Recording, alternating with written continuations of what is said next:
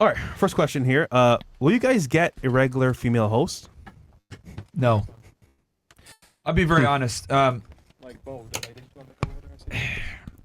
man. The reason why female podcasts don't do well is because women lack critical thinking skills. And we've kind of established this during the course of this podcast. I think there's a reason why all the major religions and world governments don't have women in positions of power. Because you guys are just dumb. And, I truly do. The more I do this podcast, the more I'm like, holy shit, thank God we got men in power. These people, ancient civilizations clearly saw this from before.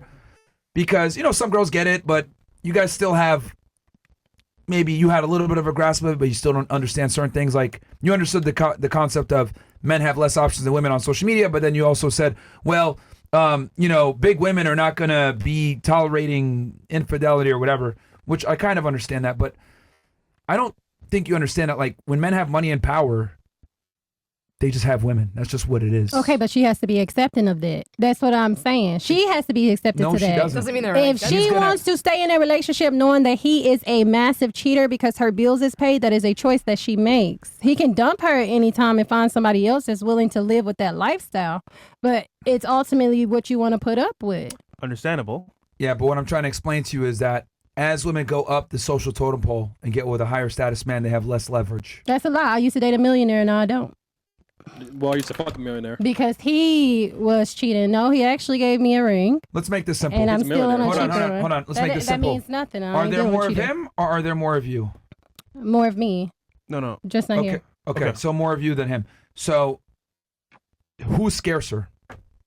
At this time, probably, yeah, that one's like hard because women are starting to come up on that. But the who I was dealing with, I would say he was scarcer. Okay. But I also will say that he said this is what he wanted after we started to become intimate, and I said I wasn't okay with it. If he would have been upfront with me at first, I wouldn't have chosen him at all.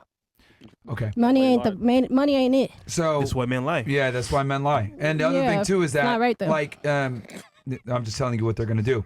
And the other thing also is that, like, women don't have the same leverage that they think they do. Like, a guy that has money and status is going to do what he wants, and then you got to choose if you want to accept it or not. Okay. But I would argue if you're with a guy that's super successful and he has other women and you leave, I don't think that's an intelligent decision because the next guy's going to cheat too. Yep. A lot of the times. Men are only as faithful to their options. Some guys are going to be honest, some guys are not.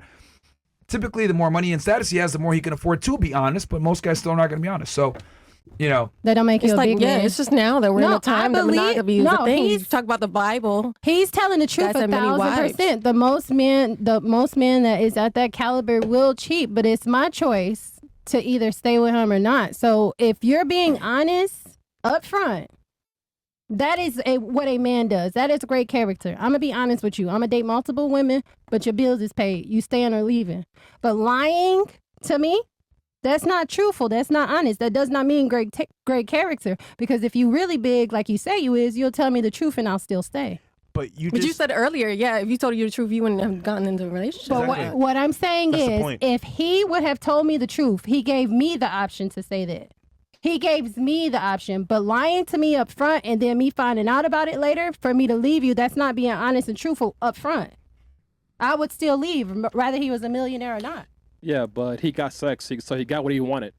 He got what he wanted. And he really wanted to still try it out with you, so that's why he told you the truth. He still used me originally because he started the relationship with me based off of lies.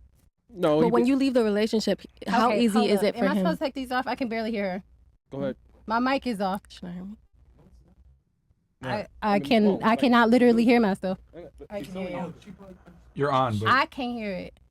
I can still hear you. Yeah, we can hear you. Y'all can hear me? Yeah, we can hear you. I'm sorry. What was you saying, Sweet? I can't hear her. I was just saying, when you leave the relationship, how easy is it for him to get another you versus you another him? Very easy, but that's why I said it was easier for him. Thank you. It's easier for him, but don't lie to me. So that's the answer. It's easy for him. And that's all Myron's saying. So I just find it funny because at each reset that you do, where like you find a new guy, you try to find a new guy, you're getting older, time's ticking, and your value's going down. So I get the part about having principles, which is great, but keeping it a buck with you, most guys are going to cheat on you regardless. So, look, man, look. I can agree for the high percentage. Look, I'm going to say this, and I don't want any interruption. I'm going to be very blunt here, okay? I'm going to be because I've been listening to you guys talk and stuff, and look, social media has fucked you guys up. You guys think you have more value than you really have. You think you're hotter than you really are. You think you have more options than you really have. You think you're higher on the status totem pole than you really are. And the reality is, a lot of you guys bring the same things to the table when it comes to what we look for. Doesn't matter what you think about yourself or that you're comparing yourself to other women. That's a retarded argument. Or it doesn't matter where you think you stand, etc., or how many men you think you have opportunities with. The reality is, how many men can you get that are attractive, that you like, that want to get down on one knee and marry your ass? The reality is, very few. Okay? Now, on the flip side, for a man, if you have your shit together, if you're attractive, if you have status, if you have money, we are the pickers. Feminism has made you guys think that you guys have the power when you really don't. It's the top tier men that have all the power. We're the ones that give out the rings. You guys think you have power because you have a lot of guys talking to you and giving you options, and you think, oh my God, this guy in Dubai wants me. Oh my God, I got an opportunity over here. Oh my God, my dating app is full. Oh my God, right? But the reality is you guys don't have the leverage you guys think you do. You really don't. So you agree with me that women are more affected than men? No, because you guys do stupid shit because you think you have your options. For example, you meet a guy that's a great boyfriend. Maybe he's not as attractive. Maybe he's not tall enough. Maybe he doesn't have enough money. He's a plumber, makes $80K a year, 5'9". He's nice, good boyfriend, good husband. You guys get rid of that guy. Why? Because you got blue checks or rappers or athletes or opportunities. Because you're like, you know what? I could do better. He's boring. Mm-hmm. This guy's boring. So female selectivity is 100% contingent upon what else they have in the back burner. The reason why you guys are so insufferable and you're rude and you're dismissive to a majority of men is because you guys think that you have a lot of options, but the reality is you don't. Mm-hmm. You don't. Now, here's the thing with you, because you're very solipsistic. I've noticed this from you. And what? Solipsistic. You think the world revolves around you. Self-centered. A lot of the arguments you made are coming strictly from your perspective only and not from others. We're with a guy right now. He's a star just like you on Netflix. You know what's going to happen from here? You will never be able to go backwards. Every guy that you deal with from this point forward will have to be in entertainment, in media, or have some type of status at least on your level or make more money than you from this point forward. How do you know? Like that, my thing is like... Because women's standards increase as they age. The Women's standards increase as they age, and they can't go backwards socioeconomically. She could tell you this, she could tell you this. Women don't go backwards. You're 22, so you don't know this yet. But I'm telling you, that's true. As you make more money and you acquire more status, you're not going to go backwards. So a man is going to have to be really high level to get with you. But here's the problem. There's a lot of girls that look like you, okay? And on top of that, he doesn't have to date a movie star to get an attractive woman. But you need to date a guy that does some kind of media and makes a lot of money. So your options go down, his options go up, and then what you think you deserve, it's going to be a lot harder to find. So ultimately it affects women more than it affects men. But here's the problem. Right? But you select though, don't you?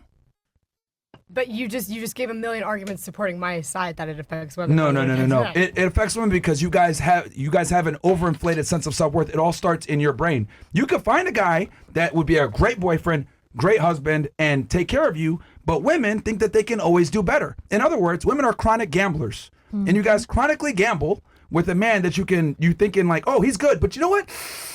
I can do better. Mm-hmm. I can do better. And you guys keep fucking gambling.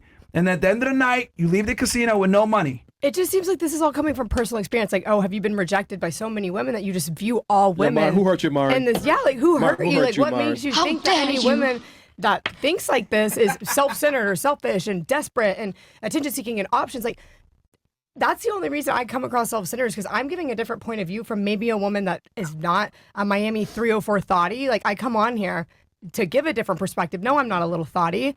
So I'm going to come on here and give my POV. That's what you asked. Everybody wants to hear the different perspectives you're asking. So I'm going to say that doesn't mean I'm self-centered. You're asking. Yeah. Have you ever met a guy at least once that you was like, you know what, that was like a good guy? You kind of I've had regret my heart broken before. Yeah, That's the point he's saying. Exactly, but everybody's had their heart broken. No, but what he's saying is every time you meet a guy at like a certain level, if the next guy has not either they've gone down before. him. I'm a personality type of girl. I judge based on morals, personality, not income. Okay. I don't care if I'm the breadwinner. Home F. You're very specialized in this, in the dating world.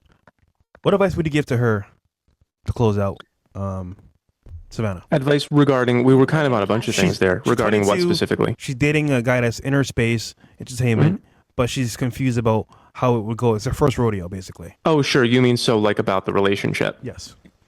Just be really, really clear on what you want and be really clear on also how it's affecting you. Like, be honest with yourself about that, because it's so easy to just be in a relationship because it feels good and to tell yourself that it's going to be good for you or that at least it's not going to damage you. But they do. I don't know if you've ever heard the metaphor about tape, that every time you stick it and unstick it, it gets less sticky.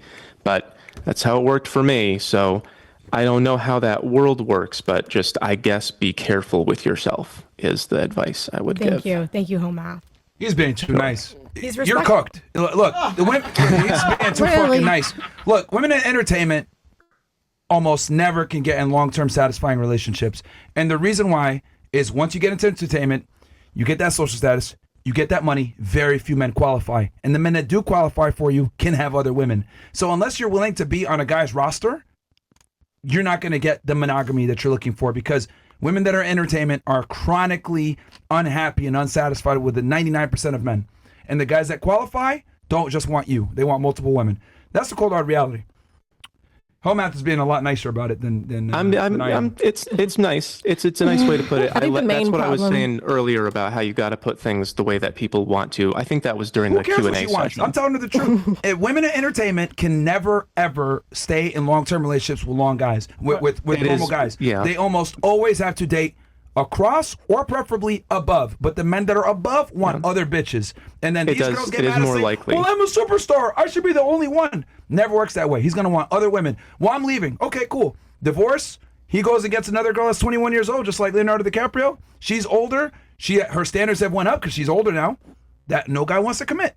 This happens all the time in show business with females. All the time. Oh, show business. I think more of the problem when it comes to dating, there's definitely a problem, but I think too many women, more so men too, people are dating people they don't really like, or are attracted to people that don't like them back. Mm.